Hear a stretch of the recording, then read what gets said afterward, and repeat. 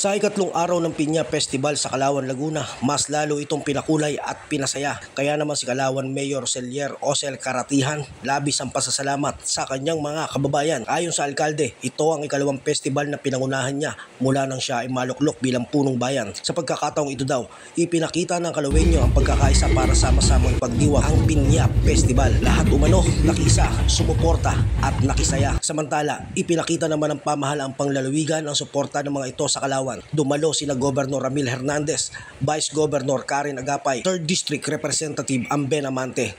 Bisitang pandagal din si Senator Bongo. Binisita nito ang isa sa Super Health Center na nasa Calauan. Nangako din si Go ng karagdagang tulong para mas mapaganda ang health center at makapagserbisyo ng maayos sa mga taga-Calauan. Ayon naman sa ilang mamamayan ng Calauan, dumadagsa ang tulong sa kanilang bayan dahil na rin sa maayos na pamumuno. Sagot naman ng alkalde. At I love you po, kumpul-kumpul. Mula sa Calauan, Laguna, Robert Maico naghahatid ng totoong balita at impormasyong sigurado dahil tatak South Post, Team South Post.